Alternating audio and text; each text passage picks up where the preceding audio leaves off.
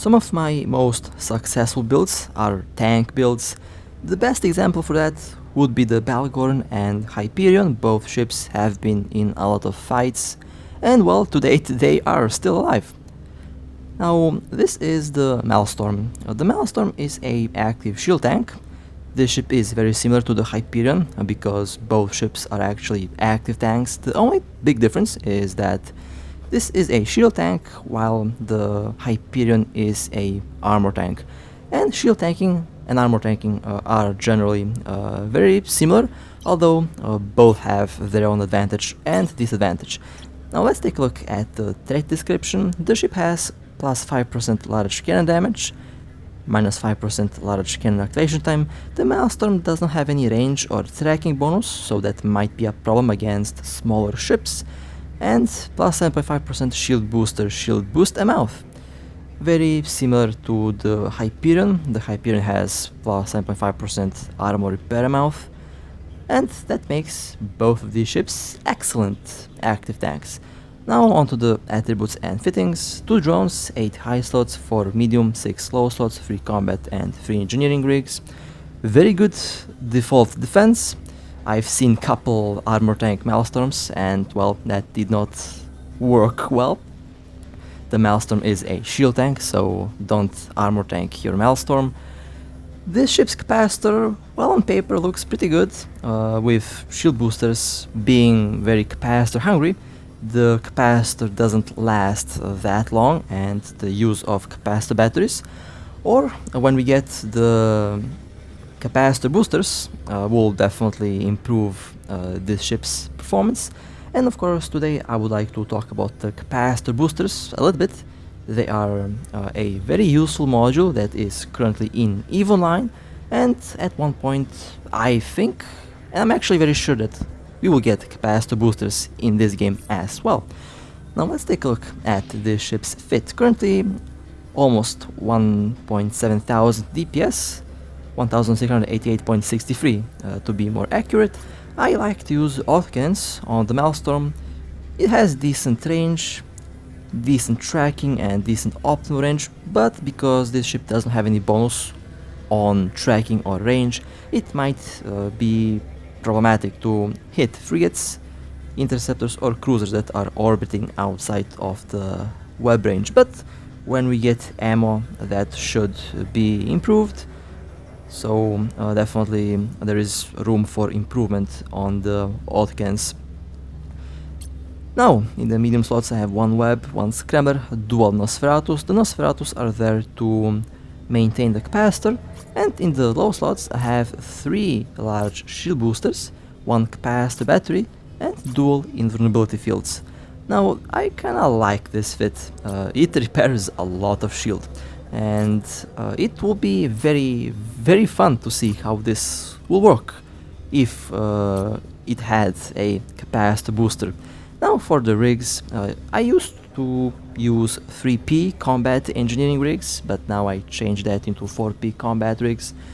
And well, I focused on EM and thermal resistance, and also focused on shield boost mouth, and I improved the shield booster cycle. Now 2 of these rigs are built the same way. Both are to improve the tank on this ship. Now the 3rd rig also improves the capacitor, the shield booster capacitor usage, or should I say it reduces the capacitor usage on the shield booster, which is very helpful. It will make the ship last a lot longer, and overall I really like this current setup, so I will end up using it. Now in the engineering rigs I also went with the rig integrations. Basically I improved the capacitor volume and the capacitor recharge time. I like this combination as well. It improved the capacitor runtime by 45 seconds. It used to be 1 minute and 30 seconds, now it's 2 minutes and 14 seconds. 19,302 is the capacitor. Well, it's definitely not stable, although that is to be expected because 3 shield boosters are very power hungry. And this is where the capacitor booster will kick in. Now basically the capacitor boosters are similar to the capacitor batteries, although they are a active module, while we currently have only capacitor batteries which can be activated, although I expect the capacitor booster to be a medium slot module, so you will be able to use a capacitor battery and a capacitor booster at the same time. But again, that's just me guessing, so we will see what the developers will do. Maybe they will change the capacitor batteries into capacitor boosters. We will see. There is still a lot of things that can happen. Now, I will use the group capacitor booster just as a example on how the future build might look when we get capacitor boosters. Now, capacitor boosters in EVE Online have the capacitor boost charge, which is used when you activate the module, and it will instantly replenish a portion of your capacitor. You have small, micro, medium and large ones. I believe you have even for the capital ships, so technically you can say you have capital capacitor boosters. And on this ship I will most likely use one or two. It depends on the module, if I can use two at the same time. And this would technically make this build capacitor stable. So you will get a fantastic tank and you will not have to worry about the capacitor. Now, in this game, I don't know if it will use a separate charge, if it will use capacitor booster ammo, if you like to call it like that, or if it will use fuel. I personally think that it will use fuel, although I had no idea how it will be implemented, but I believe that it will use fuel, but there's also the chance that it will use the capacitor boost charge, like in EVE Online. Now, the boosters boost 1809 every 3.95 seconds. That is already comparable to the armor repairs on the Hyperion. On the Hyperion, I use something like this. On the Hyperion I have quad armor repairs, and this is a fit with quad shield boosters. On the Maelstrom, the capacitor is not looking good at all, that's a fact.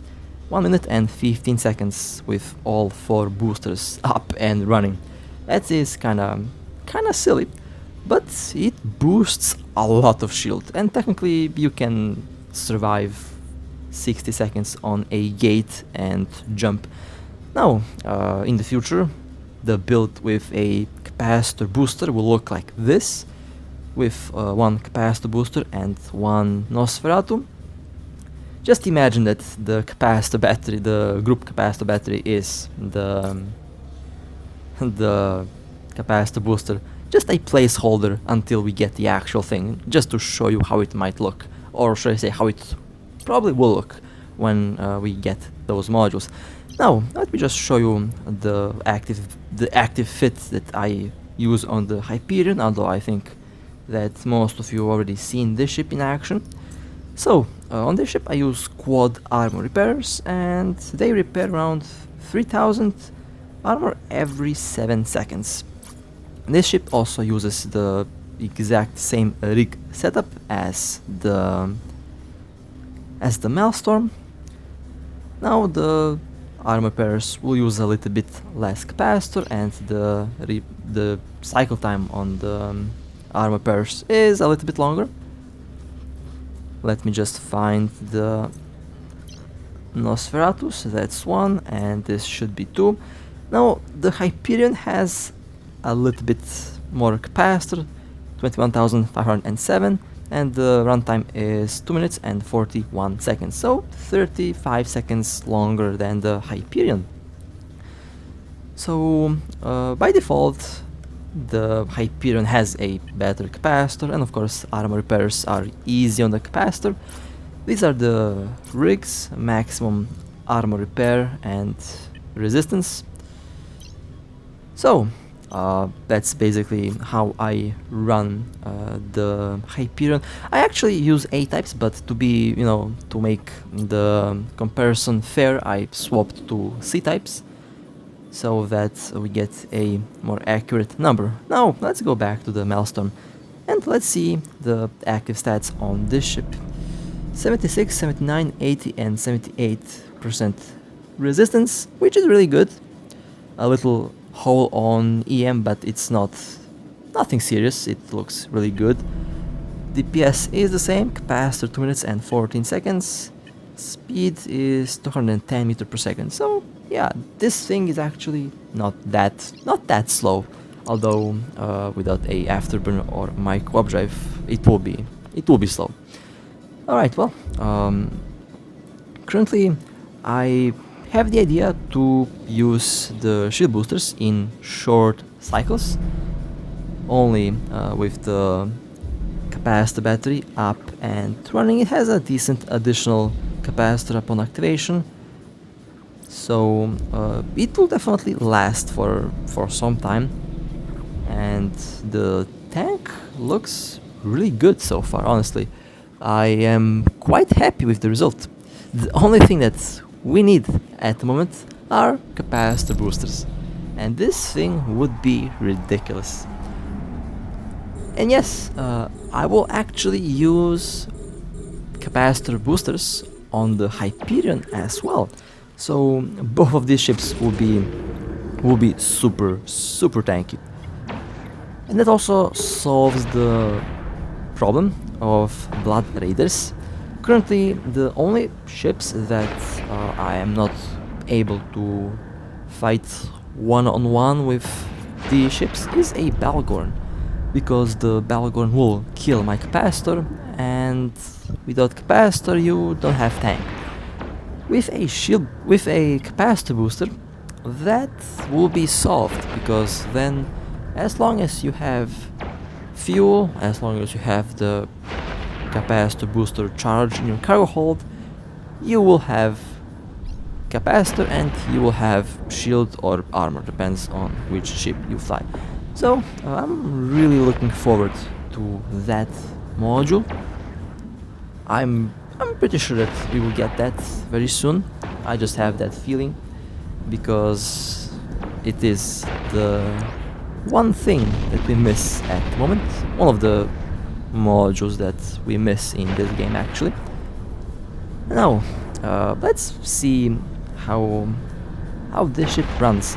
Now I will let my shield go down to around 20 to 15%, and then I will use the capacitor battery and the shield boosters to quickly recover the shield, just to see how quick it can go to 100%. Now, currently the armor repairs are repairing at 7 seconds. I can get that to 5 seconds, while the shield boosters boost every 3.94 seconds, let's say 4 seconds. So technically both repair around the same at the 7-second mark. So the quad shield booster fit on the Maelstrom would be as effective as the quad armor repair built on the Hyperion. Now, shield has a little bit more resistance, so it might actually work a little bit better on a shield tank, and I'm actually very excited to test that out in PvP. I believe I can actually get the Maelstrom to be even more tanky than the Hyperion, although the Hyperion has a better capacitor. So those are, I guess, the couple balancing things. You might be asking, well, if this ship has a capacitor problem, why not fly it with a fleet that has group capacitor transmitters? That works. That actually works really good, and that is a good tactical option. And I can definitely see a tank built like this be flown with 15 other Maelstroms, with a Nightmare Guardian, and with a couple logistic ships.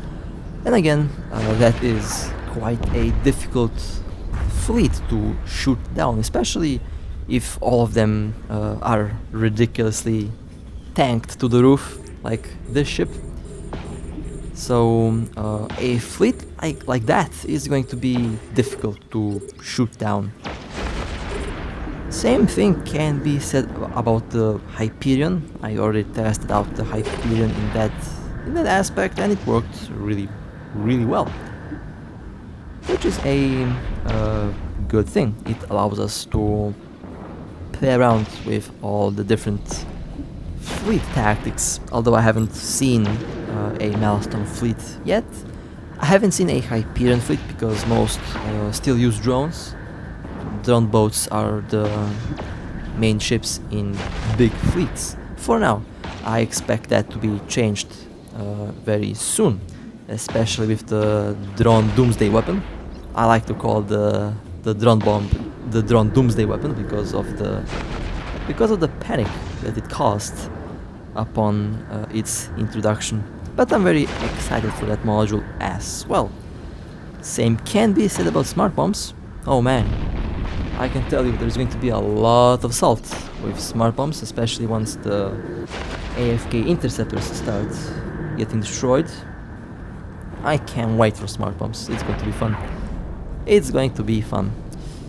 Now, here I'm still waiting for my shield to go down.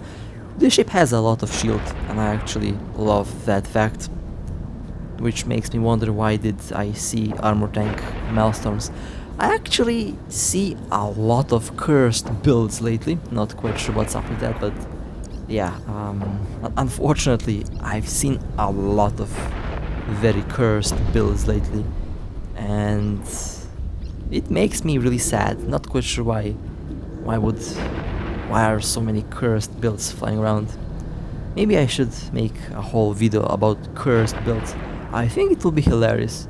It will be actually, because the ships that I've seen are just... I don't know, I have no words. You have to see it to believe it. But well, let's go back to the Maelstrom here. Now, and surprisingly, there is a Hyperion here. I guess that's to be expected, because this is, after all, Galenta Space. I think it's Galenta Space, not quite sure. So, I was asked which ship would win if you had a Hyperion and a Maelstrom fighting. Well, that's a good question. I think in the end it will go down to the player's skills, because every single percentage actually matters in EVE, and it will be also dependent on the fit. If they're both built the same way, if they both have the same skills, and if they both basically run the same thing, then I would say it will be a draw. I had the chance to shoot a Abaddon with the Hyperion. The Abaddon was built with plates, a passive tank, while my Hyperion was built as an active tank. After 45 minutes of shooting at each other, both of us ran out of capacitor and both of us ran out of armor at the same time, so it was a draw. I think the same thing will happen if we match up a Maelstrom and a Hyperion. So if they're both built really good, then both ships will end up in a draw, which means no one will win. Both will run out of capacitor and both will run out of tank. Well then, my shield is slowly getting low, and I'm slowly preparing myself to start using the shield boosters. One thing I like about the massive repair on the armor repairs is that you can practically recover a third or half of armor every cycle, which is satisfying to see when you just see your armor go up to 70-80% from 20%. It's actually very fun. With shields, it is very similar, although they have a very quick cycle time, and well, time to boost up the shield. Well, That looks really nice so far. It goes up rapidly. It will be time to use the capacitor battery, because why not? I will try to save my primary capacitor for as long as I can. And well, shield is now at 87, 91, 97%, and it's fully recharged. Nice, that was actually quick. And you would ask probably, am I happy with the build? Oh yes, I am. I am definitely happy with this build. I like to create ridiculous tanks. I also like to create ridiculous DPS ships. Maybe that's what I need to do next time. Maybe I will have to focus on getting the highest possible DPS for the other ships. Now the Maelstrom can have DPS, but this ship is shining in active tanking. So I definitely am going to take advantage of the active tank. On the striker battleships, I will go for maximum DPS. So let's see if I can break the 10,000 DPS barrier again. I think I can. I'll be very excited to do so. That's one of the next ships that I will be flying. I will let my shield go down again, and then I will boost up. I would use quad shield boosters, but the capacitor is just not going to last that long, and dual Nosferatus are just not going to be able to recover the capacitor fast enough. For that, I will wait for the capacitor boosters, which I really hope get released soon. Again, we need that module, and I think the developers know that as well, so we will most likely see them introduced in this game very soon. Okay, at 13% shield, 11% shield, and let's recover the shield from 10%. You know, I expected the capacitor usage to be more drastic, but it's not that bad actually.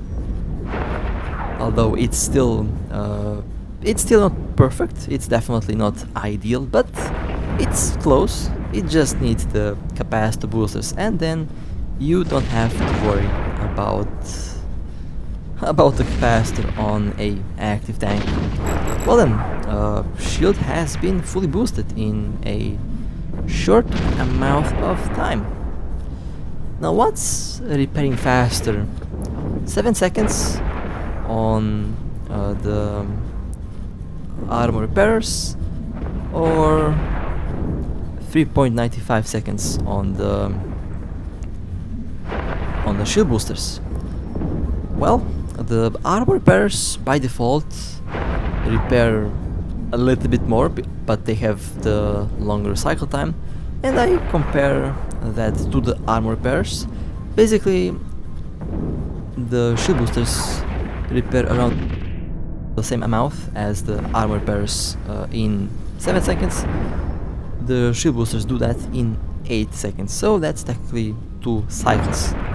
But if we look at the capacitor usage on the shield boosters is 50% higher. And well, I guess that's how it works. Also, the shield booster repairs basically in an instant. You click on the shield booster and you immediately get shield back. While for the armor repairs you have to wait out for the cycle to complete, and then you get your armor repaired. Overall, very interesting mechanics. The tank mechanics are one of my favorites, and so far these two ships definitely are really good, and they can only get better in the future. So I guess that would be it for the Maelstrom. Again, very happy with this build. Runs really well. And oh man, I can only imagine the salt that I'll get when when I actually fit the capacitor booster on this. Now there's also the chance that it might be a low slot module, and I'm fine if it is a low slot module. There's also the chance that it might be the capacitor battery, but it will be changed to have a active mode, or it will be completely changed, we will see. But I think the most, I personally think like the most probable thing that will happen is that we will get a new module. So I'm definitely excited for that, and I can't wait to make these active tanks even more ridiculously broken, because I like to do that. I like to make ridiculous ships, and surprisingly those ridiculous ships work really well. So far they proved themselves in PvP to be very effective and overall highly successful. Alright, well, that would be it for the Maelstrom today. Hope that you liked the ideas, and really curious to know what you think about capacitor boosters. And with that being said, stay safe, fly safe, and I'll see you next time.